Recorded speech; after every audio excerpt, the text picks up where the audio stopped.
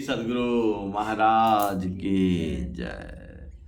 बंदो गुरुपद कंज कृपा सिंधु नर रूप हरि मोह तम पुंज जासो वचन रवि कर निकल। मेरा मुझ में कुछ नहीं, जो कुछ है सब तोर, तेरा तुझको सौंप के क्या लागेगा मोर। हे गुरु, संत में ही उपदेशामृत का 20वां प्रवचन गुरु महाराज का। मेरे विचार में गुरु की विशेषता है। गुरु नाम पर जो मंगलाचरण होना चाहिए वह मैं पहले कर चुका। अब गुरु वंदना करता हूँ। बंदो गुरुपद कंज कृपा सिंधु नर रूप हरि महामोह तम पुंज जासु वचन रवि कर निकर।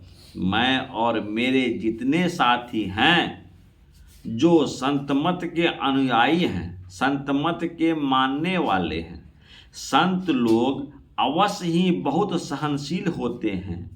संत लोग निष्पाप होते हैं। संत लोग की यदि कोई बुराई करते हैं तो वे शांत होकर रहते हैं। संत लोग दूसरे की बुराई नहीं करते, वे बड़े सहनशील होते हैं। संतों की आज्ञा है कि ईश्वर की उपासना प्रतिदिन करो। ईश्वर की उपासना ज्योति और नाद से करो, जप से और ध्यान से शुरू करो। ईश्वर वाचक जिस नाम पर श्रद्धा हो उसको जपो। लेकिन मेरे विचार में गुरु की विशेषता है, सिखाने वाले की विशेषता है। इसलिए बड़े बड़े स्कूल हैं, कॉलेज हैं, यूनिवर्सिटियां हैं। अभी आप लोग श्री संत सेवी जी के प्रवचन में महात्मा सुकरात की बात सुन रहे थे। अवश्य ही संसार में वे विशेष व्यक्ति थे। उनका मत वही था जो संतों का। वे लोगों को शिक्षा देते थे। लोग उनके पास बहुत जाते थे। कोई बूढ़ी उनके पास अपने पोते को लेकर गई। सुकरात ने पूछा, यह कुछ पढ़ा भी है? बुढ़िया बोली, पढ़ा तो है, लेकिन आपकी विशेष शिक्षा लेना चाहती है। सुकरात ने कहा, तो इसके लिए पैसे देने होंगे। बुढ़िया बोली, आप तो पढ़ाने के एवज में पैसा नहीं लेते। सुकरात ने कहा, जितना पढ़ा है उसको भुला देने के लिए पैसे मांग रहा हूँ, पढ़ाने के लिए नहीं। मतलब यह है कि जो ज्ञान पढ़ा हुआ है वह ज्ञान भूल जाए, बड़ा मुश्किल है। संतों का ज्ञान ऐसा होता है कि वह भुलाने योग्य नहीं। पंच पापों का निषेध, पंच सद्गुणों का धारण करना, यदि मनुष्य ऐसा नहीं करे तो मनुष्य मनुष्य नहीं रहेगा। इसलिए संतों की वाणियों को याद रखें। संत लोग कहते हैं, संसार का काम अवश्य करो, बिना काम किए संसार में कैसे रहोगे। जीविका पार्जन करो, शरीर कभी न कभी अवश्य छूटेगा। शरीर छूटने के बाद परलोक है, परलोक में दुख हो ठीक नहीं। इसलिए भजन करो, सत्संग करो, सदाचार का पालन करो। हम गुरु से बढ़कर किसी शब्द को विशेष नहीं मानते, चाहे आस्तिक हो चाहे नास्तिक हो।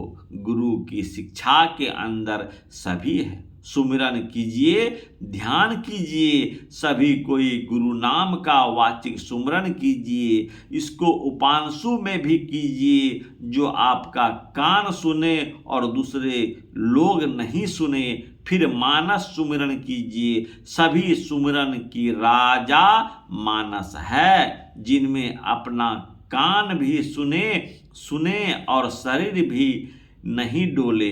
यह सुमिरन एक प्रकार का ध्यान ही है। संत मत में जो सुमिरन और ध्यान है वह यहीं से शुरू होता है।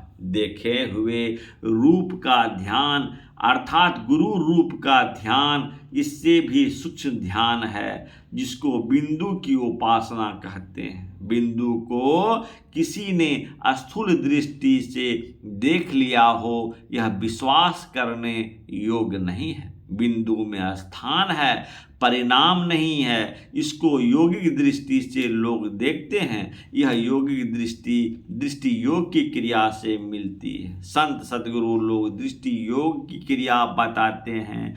बिंदु योगिक दृष्टि से देखने योग्य है, नाद किसी की दृष्टि से देखने योग्य नहीं है।